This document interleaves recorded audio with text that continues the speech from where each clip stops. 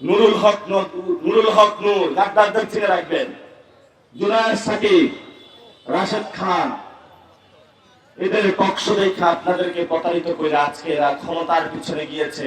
এরা বাংলাদেশের আবু সাইদের রক্ত ভুলে গিয়েছে, সংস্কার ভুলে গিয়েছে, 1400 লোকের জীবন তারা ভুলে গিয়েছে। আমরা আপনাদের কাছে কমিটমেন্ট দিচ্ছি, আমরা আপনাদের সাথে বেইমানি করব না। কিন্তু বাজেট হয় 10 কোটি টাকা। এই চোর বাটপারের দল 9 কোটি টাকা খেয়ে বসে থাকে, 1 কোটি টাকার জায়গা কিনে ওই জায়গাটা আবার নিজের একটা বড় দোকান খুলে বসে থাকে, পুরো 10 কোটি টাকায় মাইরা দেয়। তারপরে হলো ইয়াবা ব্যবসা করে। ধরেন আপনারা শিয়াল চিনেন তো, শিয়ালের কাছে কি মুরগি বাগা দেওয়া যায়? শিয়াল কি করে? খেয়ে ফেলে। এখন বাংলাদেশের আইন শৃঙ্খলা দেখার জন্য আমরা একজনকে দায়িত্ব দিয়েছি, উনি নিজেই তার মন্ত্রণালয়ের স্টিকার দিয়ে হলো ইয়াবা চালান করে, স্বরাষ্ট্র মন্ত্রণালয়। আর এটাতে মন্ত্রণালয়ের দায়িত্ব আছেন, নাম কি জানেন? শিলং সালাউদ্দিন।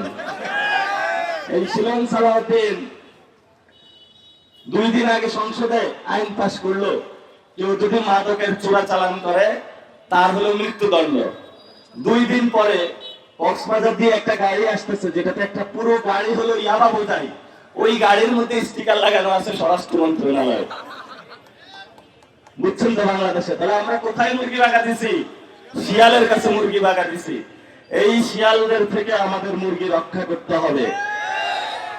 আপনাদের সন্তানরা পরীক্ষা ওই যে আফ্রিকা অঞ্চলে যে কোন ঔষধ কাজে দিবে, ইঁদুর দিয়ে পরীক্ষা করা হয়, বিভিন্ন প্রাণী দিয়ে টেস্ট করা হয়, তারপরে এটা মানুষ খায়। তো বাংলাদেশে শিক্ষা ব্যবস্থা কেমন হবে? একবার হলো ক্লাস 5-এ হলো টেস্ট করে, একবার ক্লাস 8-এ করে, একবার হলো ক্লাস 10-এ করে। এইবার এইভাবে পরীক্ষা দিবা, পরের বার অন্যভাবে দিবা, এর পরের বার অন্যভাবে দিবা। শিক্ষার্থীদের জীবন বিপর্যস্ত করে দিয়েছে তারা। শিক্ষার্থীরা কি ল্যাবের প্রোডাক্ট যে তাদেরকে প্রতি বছর পরীক্ষা করা হবে? পরীক্ষা চালাইতে হলে আগে মন্ত্রী এমপিদের সন্তানদের উপরে ল্যাব টেস্ট চালাইতে হবে। নিজের ছেলে সন্তানকে বিদেশে পাঠিয়ে এখানে যারা আমার খেটে খাওয়া মানুষ, শ্রমিক মানুষ, যারা অনেক কষ্টে বাংলাদেশের এই মাতৃভূমির মায়ায় পড়ে থাকে, এই দেশ ছাড়ে না, সেই মানুষগুলাকে তারা প্রতিনিয়ত প্রতারণার শিকার করে যাচ্ছে। এখানে অনেকে বিদেশে যান, বিদেশে যাইতে হলে গ্রামের মধ্যে করে বাংলাদেশের বিদেশে যায়। 100 জন রওনা দেয়, 90 জন হলো পথে মারা যায়। যেই 10 জন গিয়েছে সেই 10 জন বাংলাদেশে টাকা পাঠায়। ওই 10 জন যাওয়ার সময় যেই ধরনের হয়রানি তারা বিমানবন্দরে তারা করে, আমি নেপালের লোকদেরকে দেখেছি বিদেশে যায় 1 লাখ টাকা করে সৌদি আরবে, আর বাংলাদেশের লোক যাইতে হলে 10 লাখ টাকা প্রয়োজন হয়। বাকি 9 লক্ষ টাকা কার পকেটে গেল? এদের পকেট ধরে আমাদের টান দিতে হবে। ফাইজলামি পাইছে নাকি আমাদের সাথে? এরা কি পাইছেটা আমাদের সাথে? যা ইচ্ছা আমাদের সাথে তারা করবে, আর আমরা হলো ঘরে লুকায়া বসে থাকবো। আমরা যদি আবু সাইদের উত্তরসূরি হয়ে থাকি, এদের বিরুদ্ধে আবার রাস্তায় আমাদেরকে নামতে হবে। আমাদের শরীরে আবু সাইদের রক্ত আছে, আমাদের শরীরে শহীদ ওয়াসিমের রক্ত। যেই রক্তের আমরা শপথ দিয়ে বলেছি যে তোমরা আমাদের সাথে টাকার লোভ দেখাও। এই যে একটা আছে না রাশেদ খান, হ্যাঁ কি নাম তো রাশেদ খান নাকি? এটা কয়েকদিন দেখলাম পাগলামি করেছে। তা আমি বলছিলাম যে শীত মাস আসে নাই, শীত আসলে না পাগল চেপে, পাগল চেপলো কেন? পরে খোঁজ পাইলাম আজকে হলো পাগলামি করেছে এই জন্য, একটা পদ বা পোস্ট পাওয়ার জন্য। তাকে নাকি একান্ত সচিব দেওয়া হয়েছে মাননীয় প্রধানমন্ত্রী। তো প্রধানমন্ত্রী ধরেন আপনারা একটা একান্ত সচিব রেখেছেন যে হলো উদ্বাগ, বিভ্রান্ত, পাগল। তো তারেক রহমানকে এত আকাল করছে যে রাশেদ খানকে হলো তার একান্ত সচিব দিতে হবে। হ্যাঁ, এই আরেকটা আছে যে আপনাদের এই যে অতিথি পাখি আসে, হ্যাঁ জাহাঙ্গীরনগরে গেলে অতিথি পাখি দেখা যায়। এই যে নুরুল হক নূর, এইসব বিএনপির মধ্যে অতিথি পাখি গিয়েছে। আরেকটা আছে আমার বড় ভাই জুনায়েদ সাকিব, এরা আগে বড় বড় কথা বলতো, টকশো করতো। এখন এদেরকে বাড়তি দিয়া টকশোতে গুজা পাওয়া যায় না, সংসদে গুজা পাওয়া যায় না, কারণ মাল যা কামানোর কামায় নিছে। তো জনগণের আপনারা সাপোর্ট দেওয়াতে এরা বাংলাদেশের মানুষের সামনে পরিচিত হয়েছে। পরিচিত হয়ে জনগণকে বলেছে, ভাই তোরা আমার গুনার টাইম নাই, আমার এখন হলো তারেক রহমান আছে, তার পকেটে গিয়েই বাংলাদেশের বিরুদ্ধে আমি কথা বলবো, সে আমাকে যেটা দেয় ওটা নিয়ে বসে থাকবো। আমরা তোমাদের বলি, বাংলাদেশের মহিলারা তোমাদের জন্য ঝাড়ু প্রস্তুত করে রেখেছে, আসলে ঝাড়ু পিটানি দেওয়া হবে জনগণের সাথে গাদ্দারি করার জন্য।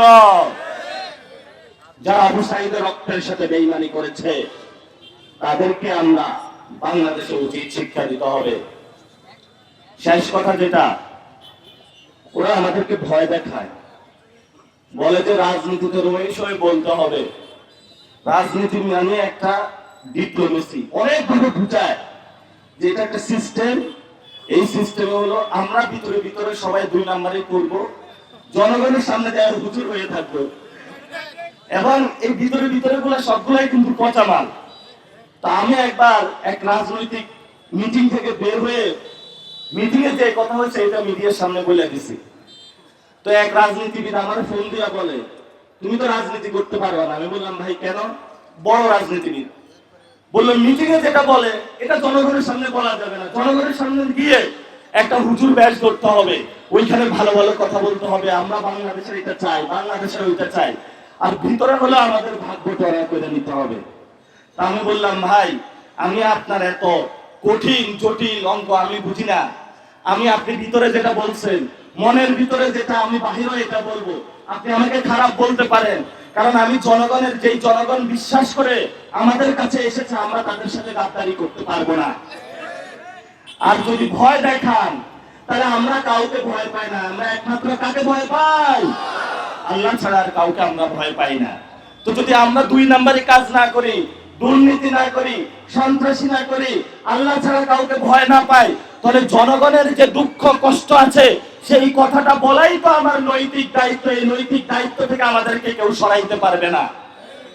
আমরা আপনাদের কাছে হাত জোড় করে বলছি, আজকে এখানে কেউ বিরিয়ানির জন্য আসেন নাই, কেউ টাকার জন্য আসেন নাই, এসেছেন যে আমাদের সন্তানগুলো আমাদের জন্য কাজ করতেছে, এদেরকে এক নজর দেখে আসি। যদি এদের দ্বারা বাংলাদেশের কিছু পরিবর্তন হয়, এদেরকে তো আমি টাকা দিতে পারি না, পয়সা দিতে পারি না। এই ছেলেগুলো তো দুই নাম্বারই চাঁদাবাজি, দুই নাম্বারই করে হলো, টাকা ইনকাম করে নাই, আমার পকেটের টাকা দিয়ে, রিক্সা ভাড়া দিয়ে হলো আজকে টাকা আমি সাপোর্ট দিয়ে আসবো। এই জন্য আপনারা আসেন নাই। কিন্তু এই ভালোবাসার উপরে দাঁড়িয়ে যদি আজকে রাশেদ খান, জুনায়েদ সাকিব, নুরুল হক নূর এই ধরনের ঝাড়ু পিটা পার্টির মতন আমরা হয়ে যাই, তাইলে এটা কি আপনার আমি ভরসাটা রাখলাম না? তো আপনারা আমাদের জন্য দোয়া করবেন, আমরা আপনাদের পাশে থাকবো, এই কমিটমেন্ট দিয়ে গেলাম। এই যারা অতিথি পাখি, নুরুল হক নূর গাদ্দারদের চিনে রাখবেন, জুনায়েদ সাকিব, রাশেদ খান, এদের পক্ষ দেখে আপনাদেরকে প্রতারিত করে আজকে এরা ক্ষমতার পিছনে গিয়েছে। এরা বাংলাদেশের আবু সাঈদের রক্ত ভুলে গিয়েছে, সংস্কার ভুলে গিয়েছে, 1400 লোকের জীবন তারা ভুলে গিয়েছে। আমরা আপনাদের কাছে কমিটমেন্ট দিচ্ছি, আমরা আপনাদের সাথে বেঈমানি করব না। আবার একটা মানুষ যদি অপরাধী হয়, সেই মানুষটা বিএনপির হোক, এনসিপির হোক, জামায়াতের হোক, কিংবা স্বৈরাচার আওয়ামী লীগের হোক, অপরাধীদের যে কোনো মূল্যে শাস্তি হওয়াই লাগবে। যদি শাস্তি না হয়, যদি ভোটের জন্য তাদেরকে শেল্টার দেওয়া হয়, যদি নির্বাচনে জেতার জন্য তাদেরকে আশ্রয় দেওয়া হয়, যদি অপরাধ করার পরেও তারা উন্মুক্তভাবে ঘুরে বেড়ায়, যদি অপরাধীরা তাদের শাস্তির সম্মুখীন না হয়, তাহলে এই পঞ্চগড়ে, এই বাংলাদেশে কোনোদিন সিস্টেম ঠিক হবে না। আমরা কোর্টে যাই, বিচার চাই, বলি যে টাকা ছাড়া কাজ হয় না, রাজনৈতিক সুপারিশ ছাড়া কাজ হয় না। অথচ আমাদের যখন বিবেক বোধটাকে কাজে লাগানো দরকার, অন্যায়ের পক্ষে কথা বলা দরকার, অন্যায়ের পক্ষে দাঁড়ানো দরকার, তখন শুধু আমার দলের দেখে আমি চুপ করে যাই, এইরকম যদি হয় আমার বিবেকের দশা, তাইলে কোনোদিন এই দেশ ঠিক হবে না। আমরা আজকে দেবীগঞ্জ থেকে শুরু করে পুরো পঞ্চগড়ে, পুরো বাংলাদেশে এটা দেখতে পাচ্ছি যে আওয়ামী লীগের সময় যারা বিএনপি জামাত সহ বিভিন্ন রাজনৈতিক দলের নেতা কর্মীদেরকে ঘরে থাকতে দেয় নাই, মিথ্যা মামলা দিয়েছে, জুলুম করেছে। 18 জুলাই যখন এই দেবীগঞ্জে আন্দোলন হয়, আমার ছাত্র দলের একজন ভাই, আমার এনসিপির এই ওয়াসিস, তাদেরকে রাতে গ্রেফতার করিয়েছে। ওই ধরনের আওয়ামী লীগের লোকরা এখনো এই দেবীগঞ্জ উন্মুক্ত ঘুরে বেড়াচ্ছে। মানুষকে আয়না করে নিয়ে গিয়ে বন্দি করে রাখছে, মানুষকে খুন করছে। এমন একটা অসহায় পরিস্থিতি বাংলাদেশে তৈরি হয়েছিল। আমরা ভাবছিলাম যে হাসিনা আল্লাহ যতদিন তার উঠায় আনিছে ততদিন মনে হয় বাংলাদেশকে স্বাধীন করা আর যাবে না। কিন্তু আল্লাহর কাছে আমাদের শুকরিয়া, 24-এর অভ্যুত্থানের সময়টাতে বাংলাদেশের লাখো কোটি জনতা তারা রাজপথে নেমে এসেছিল। আজ থেকে 2 বছর আগে এই জুলাই মাসে এই সময়গুলোতে উত্তাল অবস্থা ছিল গোটা বাংলাদেশে। শত শত মানুষকে গুলি করে হত্যা করা হয়েছে। পুলিশ এটাও বলছে যে একজনকে গুলি করি, একজনই যায় আর বাকিটি যায় না। মানুষ কতটা সাহস নিয়ে, জীবন দেওয়ার নিয়ত নিয়ে তারা রাজপথে আসছিল। এই যে এত মানুষ তারা রাজপথে আসলো, তারা সবাই তো চেয়েছিল বাংলাদেশ রাষ্ট্রটা সুন্দর করে চলবে, আমার জীবন যাই যাবে, আমার পরবর্তী প্রজন্ম ভালো থাকবে, এইরকম একটা নিয়ত নিয়েই 24-এর অভ্যুত্থানে হাজারো মানুষ জীবন দিচ্ছে। বাংলাদেশের মানুষেরা সেই কথাটা রাখছে। শহীদরা যে কারণে জীবন দিছিল, বাংলাদেশ রাষ্ট্রটা সংস্কার হবে, সেই শহীদদের আকাঙ্ক্ষার সাথে মিলিয়ে বাংলাদেশের যারা জীবিত আছে তারা ভোট কেন্দ্রে এসেছে। 70% মানুষ তারা গণভোটে হ্যাঁ এর পক্ষে অবস্থান নিয়েছে। দুর্ভাগ্যের বিষয়, এখন সে গণভোটকে আর পাত্তা দেওয়া হচ্ছে না। গণভোটের প্রসঙ্গ আসলে তারা মিনমিন করে থাকে, গণভোটের প্রসঙ্গে এড়ায় যায়। কিন্তু গণভোট যে আদেশের প্রেক্ষিত হলো, জুলাই সনদ বাস্তবায়ন আদেশ, সেইটাকে তারা অবৈধ বলে। কারণ জনগণের সামনে এটাকে ধোঁকাবাজি। তারা জানে জনগণের সামনে যদি গণভোটকে অবৈধ বলা হয়, জনগণ এটা মানবে না।